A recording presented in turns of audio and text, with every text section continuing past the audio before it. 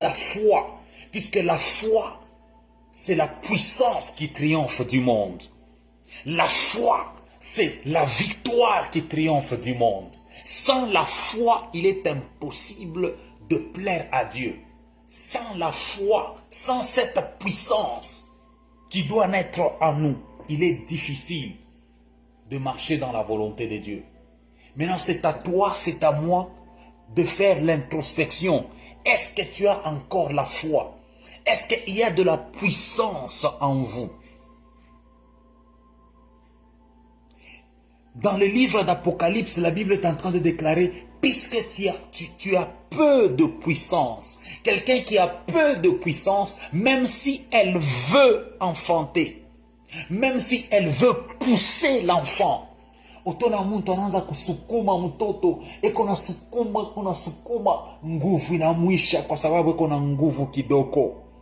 Utona ba docteur banaanza kufanya ma intervention, bamweke bintu kukichwa, bamwange mai kukichwa, bamupurize, asema sukuma, eko na rea nguvu inanisha. Osi longtemps nguvu inakwisha, autazala mtoto autasukuma. If you lack the power, if you don't have the power to push that child inside of you, you won't see the fulfillment of God's promises. Mungu wakati kuna tenda ndani ya maisha yako anakuwa kama vile ni munganga, kama ni docteur, kama ni aide accoucheuse. Anakuwa kama vile femme sage. Dieu est comme cette femme sage qui est en train de t'aider, de pousser l'enfant. Et qu'on a kupatia nguvu. Et qu'on a kupatia exhortation. Sema sukuma mewe unashikia unachoka. Mekona kuonyesha sukuma mewe unashikia unachoka. Ikusa vile wakati ushakulala unashikia mampepo inakuwa kukuangaisha. Les démons viennent te tourmenter. Mais tu commences à chercher le nom de Jésus. Unashikia washa kukufunga panshingo, surtout kwa Afrika. Unashikia sa muntu asha kukupanda pa mwili. Unaanza kuria katika jiji. Yes. Manake kama puissance hauna nayo, na njina ya Yesu haitatoka. Hallelujah.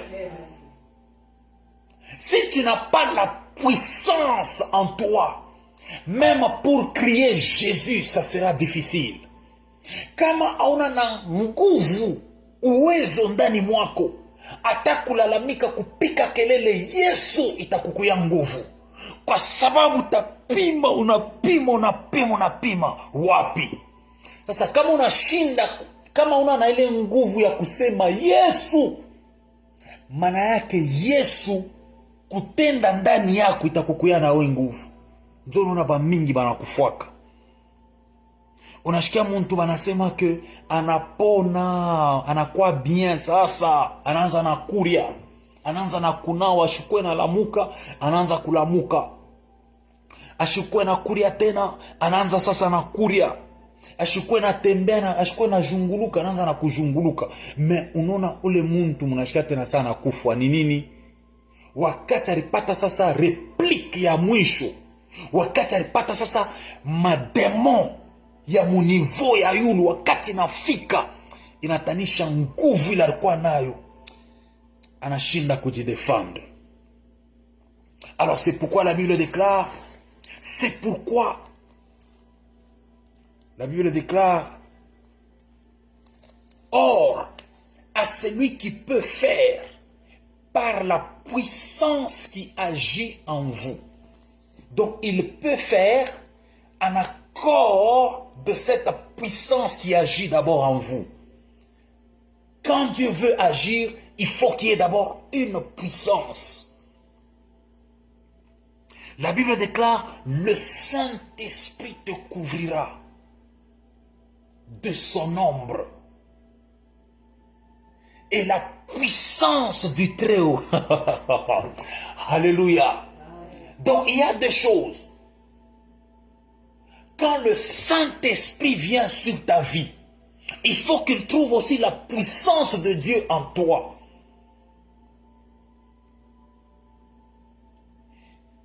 Le Saint-Esprit te couvrira de son ombre et la puissance du Très-Haut doit être en toi pour que Dieu fasse au-delà de tes prières, au-delà de tes imaginations. Kama Mungu ashone nguvu yake ndani mwako, ashone neno yake ndani mwako, ashone imani yake ndani mwako, itakukuya nguvu sana. Kona utukufu ya Mungu, kona bukua bwa Mungu maishani mwako.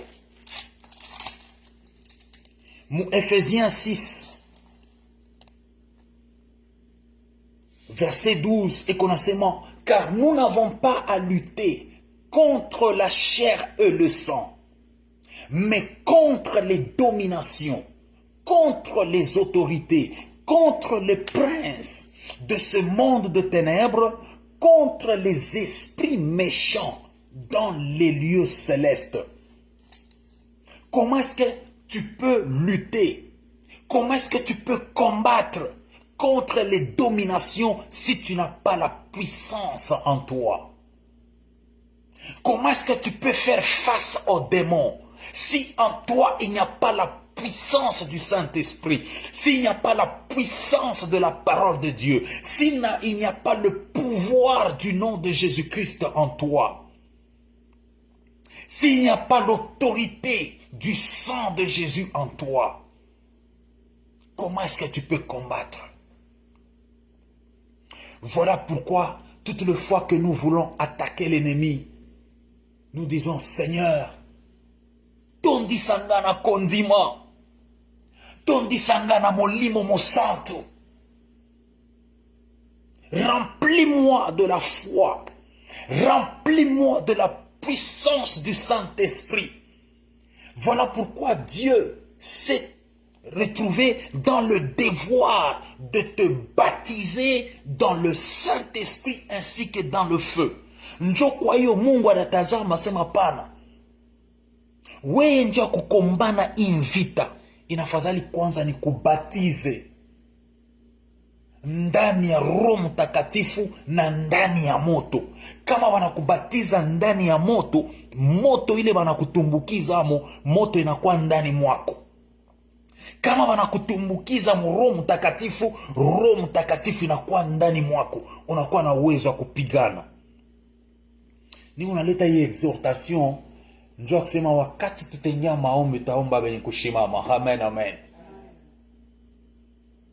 Kuko maombi le wanaombaka uko kumagoti, kuko maombi le wanaombaka usha kurinyolosha chini, kuko maombi le wanaombaka kunaria, na kuko tena ile maombi wanaombaka ya agression, agressive, uko na attaquer. Puisque nous sommes des soldats, un soldat est un attaquant. La Bible déclare, revêtez-vous de toutes les armes de Dieu, afin de pouvoir tenir ferme contre les ruses du diable. Revêtez-vous de toutes les armes. Manake ukuna di revêtir na Yesu Kristo, ukuna di revêtir na Roho Mtakatifu, ukuna di revêtir na imani, ukuna di revêtir na vérité. C'est pourquoi prenez toutes les armes de Dieu. Ne prenez pas quelques-unes, mais prenez toutes les armes de Dieu. Asema muchukue silaha zote za Mungu.